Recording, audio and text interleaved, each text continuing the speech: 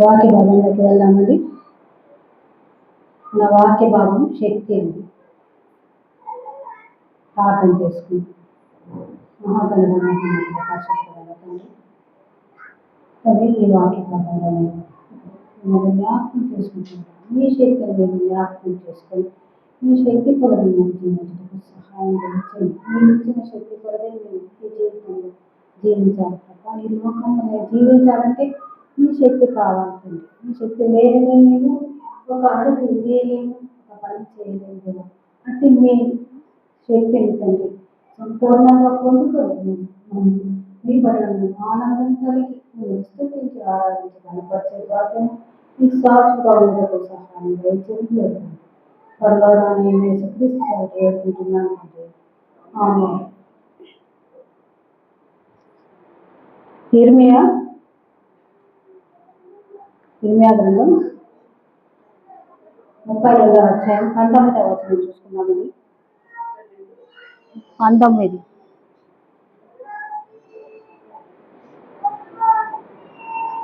ఆలోచన విషయంలో నీవే గొప్పవాడు, లేదు తొలగించే విషయంలో శక్తి సమానుడు.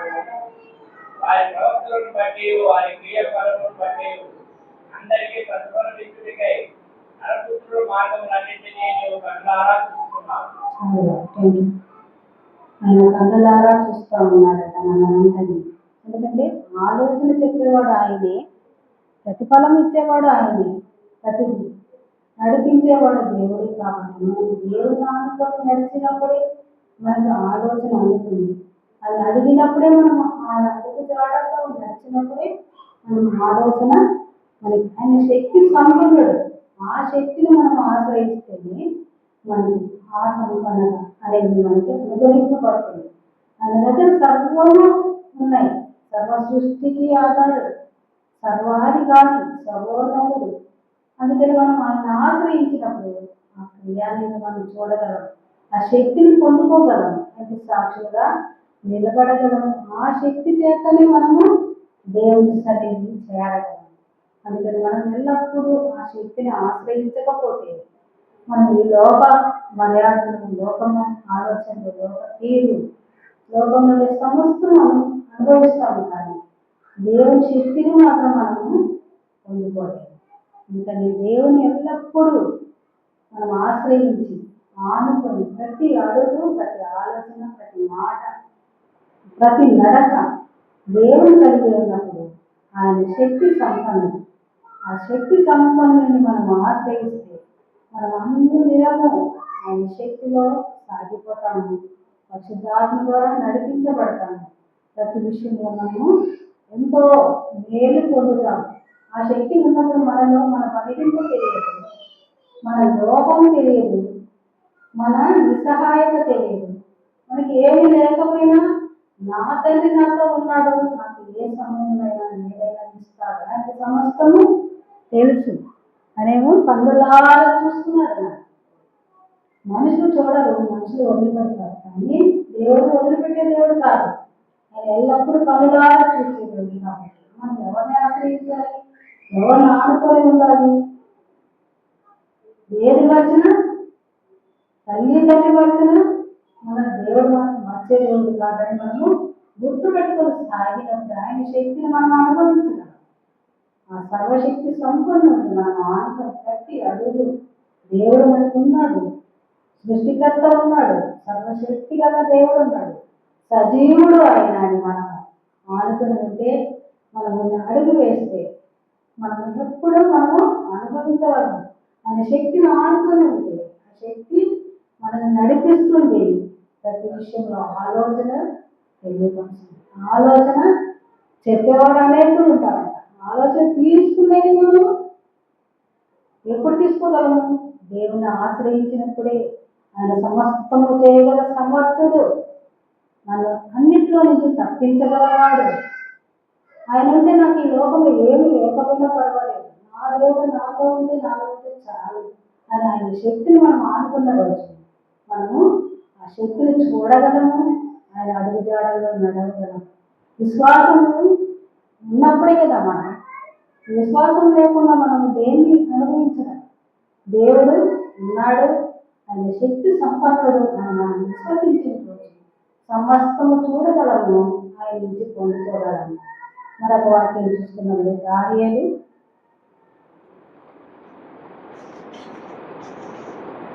గ్రంథం 9వ అధ్యాయం 22వ వచనం.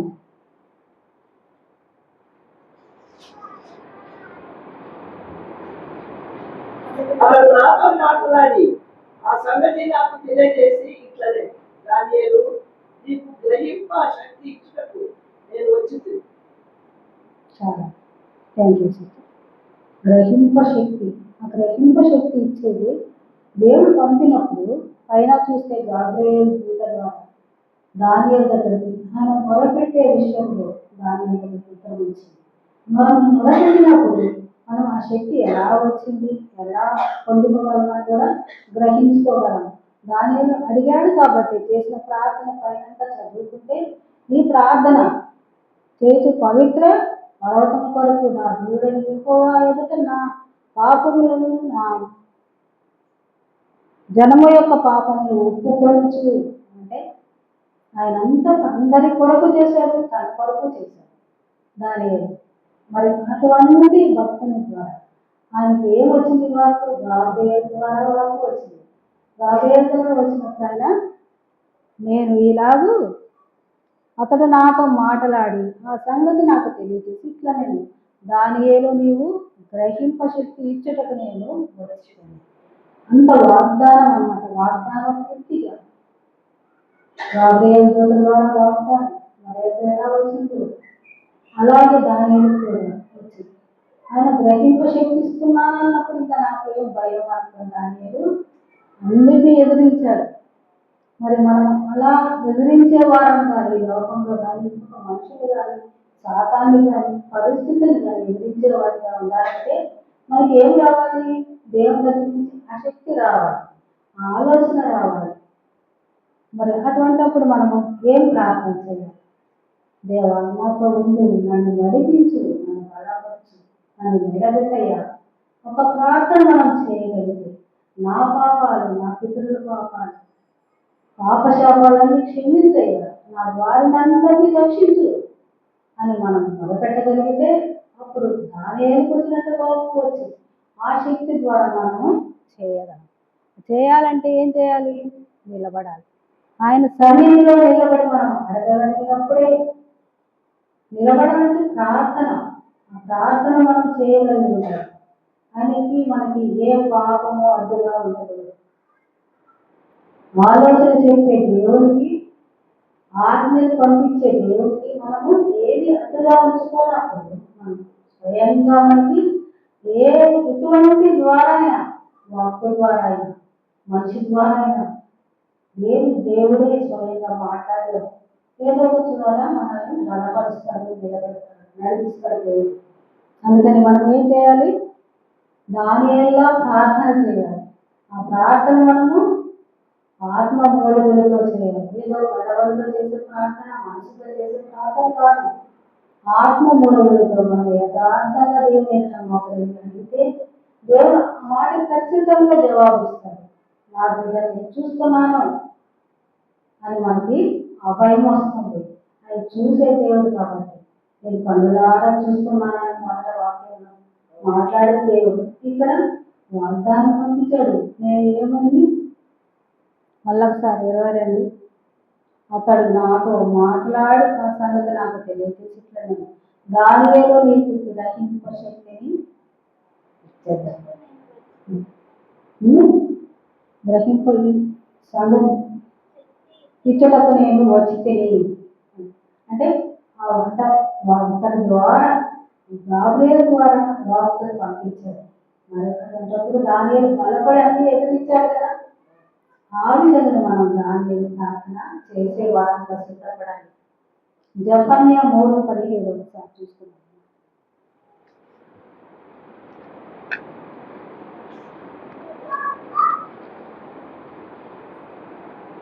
ఆ దినమున జనులు నీతో ఇట్లందరూ, యెరూషలేమా భయపడకు, సీయోను ధైర్యం తెచ్చుకును, మీ దేవుడైన యెహోవా మీ మధ్య ఉన్నాడు. ఆయన శక్తివంతుడు. ఆయన మిమ్మల్ని రక్షించును. ఆయన బహు ఆనందముతో మీ యందు సంతోషించు. మీ యందు తనకున్న ప్రేమను బట్టి శాంతం వహించి మీ అందరి సంతోషము చేత ఆయన హర్షించు. హర్షించే దేవుడు అన్న ఏం చెప్తున్నాడు ఇక్కడ జెఫన్యాలో? నీ దేవుడు యెహోవా నీ మధ్య ఉన్నాడు. ఆయన శక్తి వంతుడు. ఆయన మిమ్మల్ని రక్షించును. ఆయన బహు ఆనందంతో నీ సంతోషమును నీ యందు తనకున్న ప్రేమను బట్టి శాంతము వహించి నీ అందరి సంతోషం చేత ఆయన మన పట్ల సంతోషించి హర్షించే దేవుడు ఎప్పుడు చేస్తాడు? మనం ఆయన పట్ల యథార్థంగా ఉన్నప్పుడు, మనం అవసరమైంది అడిగినప్పుడు, అనవసరమైన వాటి కోసం కాపాడుతుంది మన జీవితాన్ని వ్యర్థం చేసుకుంటే ఆయన ఆలకించే దేవుడు కాదు, మన వైపు చూసే దేవుడు కాదు. అవసరమైంది నువ్వు అడిగినప్పుడు అధికంగా మనకున్న ఆలోచన ఇష్టం అన్ని చూసే దేవుడు కాదు, అన్ని నెరవేరుస్తాడు.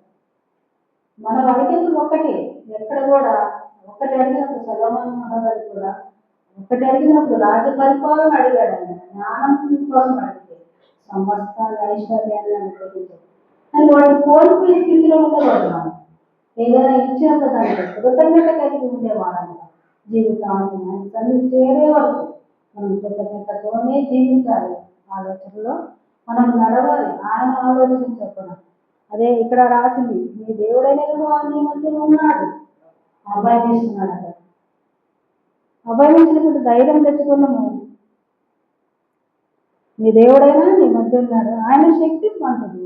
ఆయన మిమ్మల్ని రక్షించుడు. ఆయన బహు ఆనందంతో నీ యందు సంతోషించింది. నీ యందు అనుకున్న ప్రేమను బట్టి ఆయన శాంతం ఊహించి నీ అందరూ సంతోషం చేత ఆయన రక్షించాడు. శాంతం ఊహించే దేవుడు, ప్రేమించే దేవుడు, ఆదరించే దేవుడు.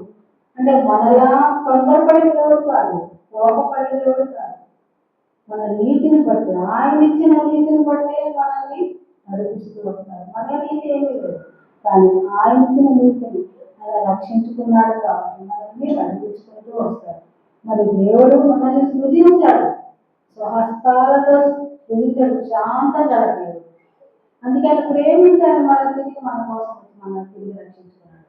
మరి అటువంటి ప్రేమను మనం నిర్లక్ష్యం చేస్తూ సాగితే ఆయన సహించగలడా, హర్షించగలడా?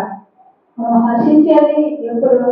మనలో మన బిడ్డ ఏదైనా సంతోషకరంగా చేసినప్పుడు, మనం కోరుకున్న విధంగా ఉన్నప్పుడు ఆ బిడ్డను బట్టి మనం సంతోషిస్తాం. మనమేమి మనుషులమైన మనమే దేవుడు ఆయన అసలు సర్వ సృష్టిని ఎంత ప్రేమించాడు, ఎంత అందంగా మర్చుకోవాలనుకున్నాడు.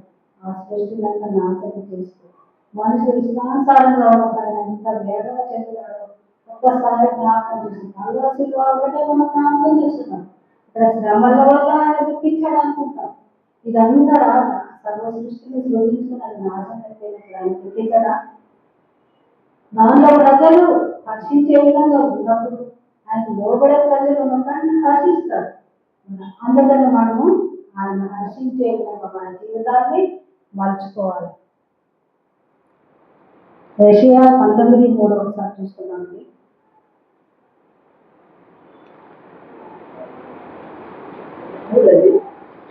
యెషయా 19:3 ఐగుప్తుల యొక్క శౌర్యము రక్షించును. వారి ఆలోచన శక్తిని నేను మార్చివేసెదను. కావున వారు విగ్రహం యొద్దకును, పొడుగు వారి యొద్దకును, పిశాచికల వారి యొద్దకును, సోదెగాళ్ళ యొద్దకును విచారింపబెడుదు. ఎందుకంటే మన ఇష్టానుసారంగా ఈ రోజుల్లో లోకం మీద, మన ఆలోచనల మీద, మనుషులు చెప్పే ఆలోచనల మీద అన్నిటి మీద ఆడుకుంటాం. సౌలు మహారాజు ఏం చేశాడు? దేవునాత్మ దూరమైనప్పుడు సంకల్పించాల్సిన దగ్గరికి వెళ్ళి పూర్తిగా నాశనం చేసుకున్నాడు. తన కుటుంబాన్ని కూడా నాశనం చేసుకున్నాడు. మరి ఇక్కడ మరి మనం ఏం చేయాలి? దేవుణ్ణి వారికి ఆలోచన శక్తిని నేను మాన్పి వేసుకున్నాను. అక్కడ ఇస్తాను అన్న దేవుడు ఇక్కడ మాన్పి వేసుకున్నాను. ఎప్పుడు మనం ఆయనకి లోబడి ఆయన అడుగుజాడలో నడవకుండా మన ఏదో సోదగాలు కట్టడిస్తారు. వాళ్ళు చెప్పిన మాటలు లేదు, ప్రవక్తలు ప్రవక్తలు కూడా ఉంటారు. వాళ్ళు చెప్పిన మనలో దేవుడు ఉంటే ఇది నిజమం కాదు అని మనం గ్రహించగలం. అందుకని మోసానికి సాతాను ఎన్నోసార్లు మనుషులకి ఏర్పాటు చేసి పడిపోవాలి, దేవుడికి దూరం చేయాలి, నా రాజ్యం బలపరచుకోవాలి. మరి మనం అప్పుడు దూరం అయ్యే స్థితి ఎప్పుడు వస్తుంది? దేవుడికి లోబడి ఉంటే మనము ఆలోచన, ఆయన అనుగ్రహించిన ఆలోచన మనం చేస్తాము, మంచిదేదో చెడేదో అని దాని వైపు అడుగు వేస్తాం. అప్పుడు మనం తప్పించుకోగలము, దాని చిక్కుల్లో చిక్కుకోము, గుంచులో చిక్కుకోము. మనుషులు కూడా పక్కన పని దానిలో చిక్కుకోము. మనుషులు ఏర్పాటు చేసుకునే సాధారణ దానిలో పడిపోకుండా మనం ఎప్పుడు తప్పించుకోగలం, సమర్థంగా ఉంటాం. ఆయన శక్తిని ఆశ్రయించడం, ఆలోచన శక్తిని మాన్పి వేసేయడం. అక్కడ ఇస్తానన్న దేవుడు ఆయన పొందుకోవాలి. ఇక్కడ మాన్పి వేసి ఎందుకు వేరే చోటకి వేరే ఆలోచన మన ఇష్టంగా ఆయన చేయగలిగిన దేవుడు అవన్నీ మాన్పి వేసాం. మన హృదయం పని చేయదు, అదృష్ట చేతులు చిక్కుపడిపోతుంది, మన జీవితాన్ని నాశనానికి తెచ్చుకుంటాం. అందుకని ఎప్పుడు మన ఆలోచన కాదు, దేవుని ఆలోచన చొప్పున అడుగు వేయాలని మనము నిర్ణయించుకుందామండి. ఏషియాలోని 40 వాక్యాలను చూస్తున్నాం. 40లో 10వ వచనం అండి.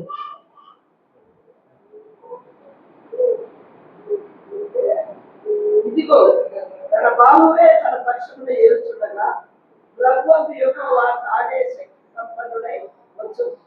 ఆయన ఇచ్చు బహుమానము ఆయన వద్ద ఉన్నది, ఆయన చేయి ప్రతీకారము ఆయనకు ముందుగా నడుచుతున్నది. ప్రతీకారము నడుస్తున్నది, కానీ ఆయన ఇచ్చు బహుమానం ఆయన చేరుకోవాలి. బహుమానం పొందుకునే వాళ్ళని ఉండాలి. బహుమానంతోనే మనం ఆయన సభలో నిలబడాలి సాక్షులుగా. నువ్వు ఇచ్చింది నా జీవితం, ఈ జీవితం నువ్వు ఇచ్చిన వరం నీకోసమే వాడబడ్డానికి నిలబడగలుగుతాను.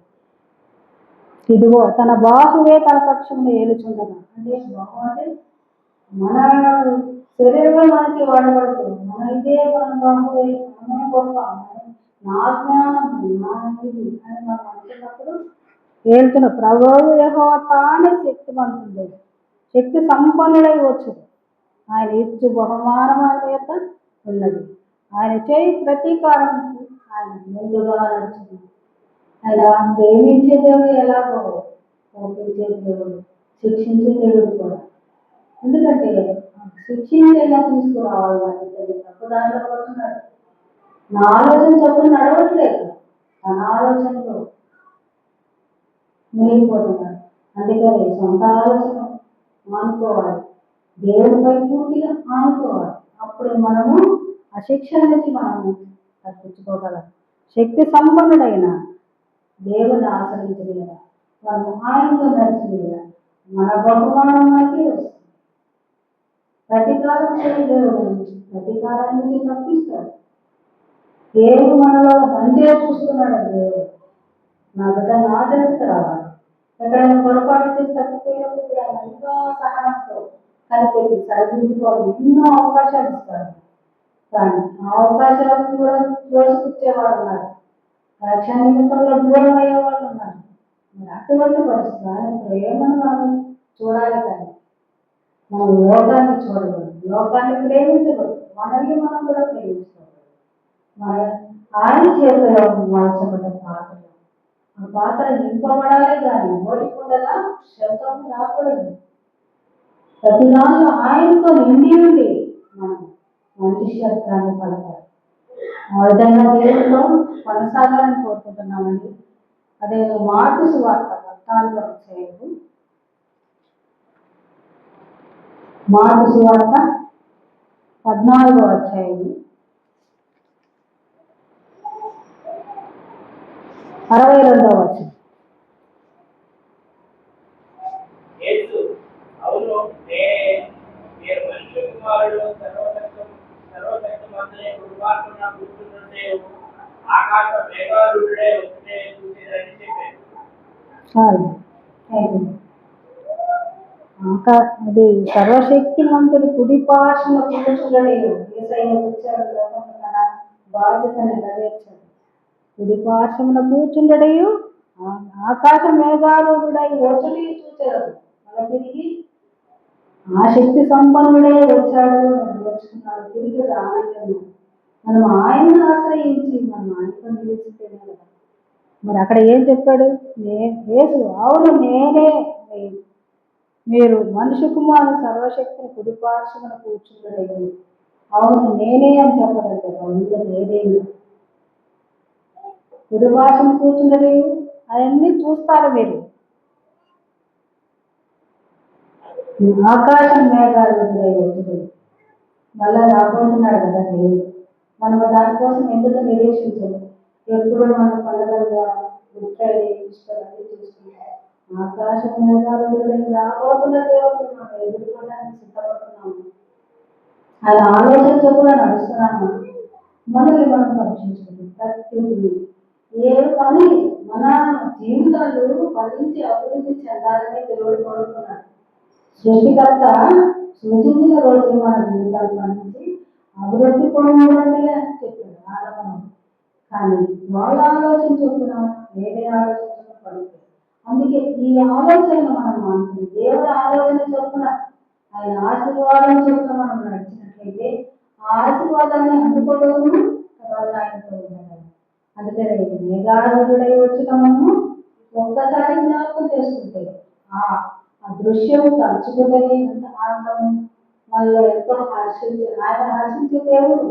మనం ఆయన కలిసిన రోజు మన చెయ్యాలని అందించిన రోజు హర్షించే దేవుడు. నా బిడ్డ నా ఆలోచన చొప్పున నడిచాడు ఈ లోకంలో, నా కోసం నిలిచి ఎదురు చూచాడు. నేను అందుకే నేను హర్షిస్తున్నాను ఈరోజు అని మనపక్షంగా సాక్ష్యం ఇచ్చేది ఉంటాను. ఆ సాక్ష్యం ఆయన పలికిన రోజు మనకి ఎంత ఆనందం. అన్ని బహుమానాల కంటే ఈ లోక సంఘం కంటే అన్నిటికీ మించిన ఆనందం కదా అది. శాశ్వతమైన రాజ్యం ఆయనతో నిశ్చయంగా ఉండే రాజ్యం. ఈ లోక బంధాల్లో మనం అతను చూస్తాము. ఎక్కడో ఒక చోట కష్టం నష్టం బాధ ఇవన్నీ అనిపిస్తుంది. దేవుడితో కలిసిన రోజు కనీసం దేవుడి సరిగ్గా మనసుకొని ప్రార్థన చేసిన రోజు మన నెమ్మది ఒకసారి ఆలోచించాలి. హృదయంలో ఎంత నెమ్మది ఉంటుంది. ఎన్నో కష్టాలు బాధలు ఉన్నప్పుడు దేవుడి సన్నిధిలో కొంచెం ప్రార్థించినప్పుడు మనకి ఎంత నెమ్మది, ఎంత శాంతి సమాధానం అందిస్తారు కదా దేవుడు. అది మనం అనుభవించాలి, అడుగు వేయాలి. మేఘాలు వచ్చేదాన్ని ఆయన ఎదురు చూసేటప్పుడు మనం కూడా సిద్ధపడాలి.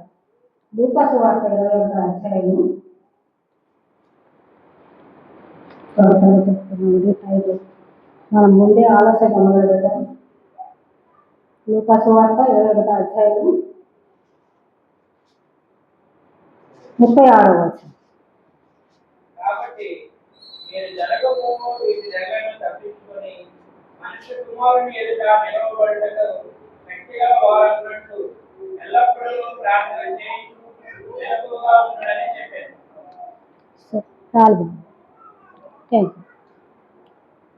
ఏం చెప్తున్నాడు ఇక్కడ? కాబట్టి మీరు జరగబో వీటి నెలను తప్పించుకొని మనిషి కుమారుని ఎదుట నిలబడి శక్తి గల వారన్నట్లు ఎల్లప్పుడూ ప్రార్థన చేయటం మెలకువగా ఉండలేదు. ఇది ఎన్నోసార్లు హెచ్చరిస్తుంది. మెలకువగా శిశువుతో చెప్పిన మాట మళ్ళా తిరిగి మనతో కూడా చెప్తున్నాడు. మెలకువగా ఉండండి, ఎల్లప్పుడూ ప్రార్థన చేయండి. మన జీవితంలో ఏది మర్చిపోయినా ప్రార్థన మాత్రం మర్చిపోకూడదు. దేవా అనలేమా, పడుకున్నప్పుడు కూర్చోవడం లేదు, అయ్యా నువ్వేనయ్యా నాకు సమస్య, ఈ లోకంలో ఏది నాకు వద్దు, అన్ని ఉన్నప్పటికీ కూడా నువ్వు నాకు చాలు, అన్నీ నువ్వు అనుగ్రహించినవే. ఈ ఒక్క ప్రార్థన మన చిన్న మాట పలుకుతూ స్థుతిస్తూ పడుతుంటే చాలని సంతోషించే దేవుడు, హర్షించే దేవుడు. మెలకువగా ఉండమంటున్నాడు. మెలకువగా ఉండమంటే మనం నిద్ర మేలుకొని ఉండమని కాదు. ఆత్మలో మెలకువ. ఆత్మలో ఆరిపోయేవాళ్ళు ఉన్నారు. ఆత్మను ఆర్పకుడి అన్నారు. ఆత్మను ఆర్పకుండా ఎల్లప్పుడూ ఆత్మలో సంతోషించేవారుగా, ఆత్మ అనుభవించేవారుగా, పరిశుద్ధాత్మ దేవుడు అనుభవించేవారుగా ఉండాలి. ఆయన మాటకి ముగిలోకి ఉండేవారుగా ఉండాలి. అందుకే ఆత్మను ఆర్పకుండా ఉంటే అప్పుడు మెలుగుగా ఉన్నట్లు మనం నిద్రిస్తున్నప్పటికీ కూడా మన పక్షంగా ఆత్మ బలపెడుతుంది. మన పక్షంగా ప్రతి విషయంలో మన ఆత్మ చేస్తున్న కార్యం అది మనకు తెలియదు. పరిశుద్ధాత్మ దేవుడు మన ఆత్మ ద్వారా నివసించి మన ద్వారా పని జరిగిస్తారు. మనం మన విషయం గ్రహించి రక్షింపబడ్డ విశ్వాసి మన ఆత్మలో ఎప్పుడు కపటం లేకుండా చూసుకోవాలి. ఆత్మలో కపటం లేని వాడు ధన్యుడు. ఆ ధన్యత మనం కలిగి ఉన్నప్పుడు మనం ఆత్మలో కపటం లేనప్పుడు యథార్థంగా ఉండగలిగినప్పుడు దేవుని అనుభవిస్తుంటాము. దేవుని యథార్థంగా చూస్తాము. దేవుడు వచ్చిన రోజు దేవుడితో ఉంటాం. మన మనసు మనల్ని మోసం చేయకూడదు. పరిస్థితులు మనల్ని మోసం చేయకూడదు. ఎవరు మోసం చేయకూడదు. మన ఆత్మలో కపటం లేని వారంగా దేవుని రాజ్యానికి మనం పోయే వారంగా యథార్థంగా మనము జీవించాలి. అప్పుడే మనము దేవుని చేరుకోగలం. ఇంకొక వాక్యం చూసుకున్నామండి. అపోస్తల కార్యము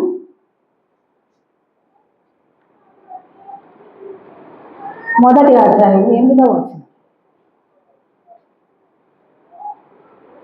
పరిశుద్ధాత్మ మీ మీదకి వచ్చినప్పుడు మీరు శక్తి నొందుదురు కనుక మీరు యెరూషలేములోను యూదయ సమరయ దేశముల అంతటను భూదిగంతముల వరకును నాకు సాక్షులై ఉందురని వారితో చెప్పారు. పరిశుద్ధాత్మ దిగి వచ్చినప్పుడు మరి శిష్యులందరూ సాక్షులై ఉన్నారు. మరి మనం కూడా ఆ పరిశుద్ధాత్మను పొందుకొని ఆయనకు సాక్షులుగా ఉండాలి. దేవుని ఆత్మను అనుభవిస్తున్నామా లేదా అని మనం తెలుసుకుని ఉండాలి. మనలో నివసిస్తున్నాడా పరిశుద్ధాత్మ దేవుడు అని మనం గ్రహింపగలిగి ఉండాలి. అంటే పరిశుద్ధాత్మను పొందుకోవడం అంటే ఎదురు గంతులేయడమో ఊరికేయడమో కాదు. అందరికీ కట్ట కాదు అన్నాడు. అందుకని పరిశుద్ధాత్మ మనతో ఉన్నాడా లేదా, మనం రక్షింపబడినది మన దేవుడు నడిపిస్తున్నాడా లేదా మనం పరీక్షించుకున్నాం. పరీక్షించుకొని పరిశుద్ధాత్మ అనుభవంతో మనం ముందుకు సాగు. ఏ మాట మాట్లాడినా, ఏ కార్యం చేసి విశ్వాసంతో చేసిన దాన్ని అనుభవించగలం. విశ్వాసంతో సాగినప్పుడు అది పరిపూర్ణ విశ్వాసం మనకు కావాలి. ఇక్కడ పరిశుద్ధాత్మ దేవుడిని పొందుకోవాలంటే పరిపూర్ణ విశ్వాసం కావాలి. ఎందుకంటే ఆయన రక్షకుడు. పరిశుద్ధాత్మ దేవుడి ద్వారానే మనల్ని ఈ లోకంలో జయించుకోగలం. ఆదరణకర్తగా మనం వచ్చి పరిశుద్ధాత్మ ఇచ్చాడు కాబట్టి మనం అది నమ్మి సాగితే మనం పరిశుద్ధాత్మ ద్వారా నడిపించగలం. కోసం యుద్ధం చేసినప్పుడు ఆయన అందుకుంటాం. అందుకని పరిశుద్ధాత్మను నిర్లక్ష్యతకు దేవుడి నామాన్ని వ్యర్థంగా ఉచ్చరించొద్దు అన్నాడు. యెహోవానామాన్ని అదేవిధంగా పరిశుద్ధాత్మను దుఃఖపెడితే ఇక ముందు ఆయన ఎంతో శిక్షించారు యేసయ్య మానవులకు. కానీ అన్నిటికీ మాటలు అన్నిటికీ ప్రవర్తించారు. కానీ పరిశుద్ధాత్మ దుఃఖపడిన వారికి వ్యర్థంగా ఇచ్చేసిన వారికి క్షమాపణ లేదు అన్నాడు. యేసయ్య శిలువలో క్షమాపణ కోరాడు. శిక్షించిన వారికి బాధ్యత మీరేం చేస్తున్నారు క్షమించాలి. కానీ పరిశుద్ధాత్మను మాత్రం దొరికిపోతే వ్యర్థంగా ఏది చేసినా క్షమాపణ మనకు ఉండదండి. అందుకని మనలో ఉన్న పరిశుద్ధాత్మను మనం కాపాడుకుంటూ పరిశుద్ధాత్మకు లోబడుతూ మన జీవితాన్ని సాగించాలి. మనం ఎల్లప్పుడూ నేను ఈ క్షణం వచ్చినా నీ సిద్ధమే ప్రభువా నాకు ఈ అవకాశం వద్దు, ఇవన్నీ ఛేదించే నాకు ఏ క్షణం నువ్వు వస్తావు. మన శరీరంగా నేను మాట్లాడాలి. మేఘాలుడే వస్తానన్నాను. మరి వచ్చినప్పుడు మనం అందుకోగలగాలంటే ఆ క్షణమే మనం ఎన్ని లోకబంధాలు మన బట్టలు అన్ని మహిమ శరీరాలు ధరించి ఆ రోజులలో కోల్పోయారు. ఏదైతే మళ్ళీ తిరిగి మనకి దేవుడు వస్తానంటే మనం అందుకోగలుగుతాం. దేవుడిని ఆశ్రయించక వెలుగుగా ఉంటుందా. అందుకే ఆత్మల మాత్రం లేకపోతే కలిగి ఆ అవసరం దాని పడుతుంది. లేకపోతే మనం అది పోగొట్టుకున్నామంటే విద్యార్థి అది ఎప్పుడు పడుతూనే ఉంటుందంట. మరి మా అభివృద్ధి చాలా ఉంటుంది. ఈ లోక స్థాయిలో మనం చిన్న ఎండ కట్టుకోవాలి. మరి ఆ అగ్నిని జ్ఞాపకం చేసుకుంటుంది. మన దేవుని హస్తాన్ని పట్టుకుంటాం. ఇంకొక వాక్యం అండి, రోమీయులకు రాసిన పత్రిక 15:13 ఒకసారి చూసుకున్నాం.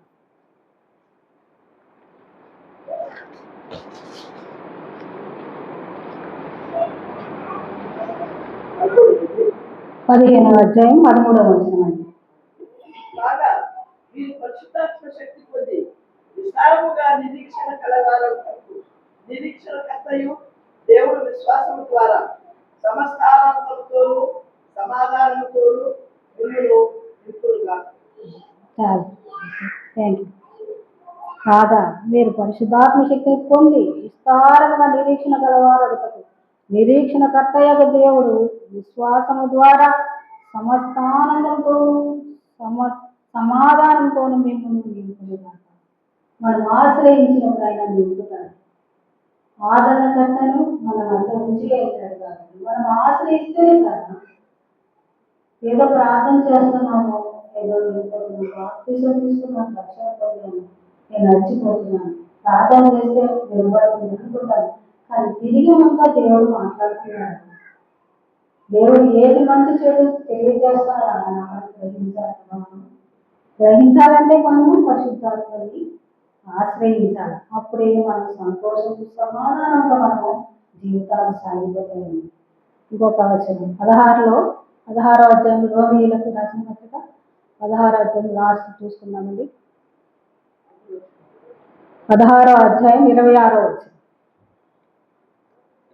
సమస్తమైన అన్యజనుల విశ్వాసమునకు విధేయులగునట్లు అనాది నుండి రహస్యముగా ఉంచబడి ఇప్పుడు ప్రత్యక్షపరచబడిన మర్మము నిత్యదేవుని ఆజ్ఞ ప్రకారం ప్రవక్తల లేఖనముల ద్వారా వారికి తెలుపబడి ఉన్నది.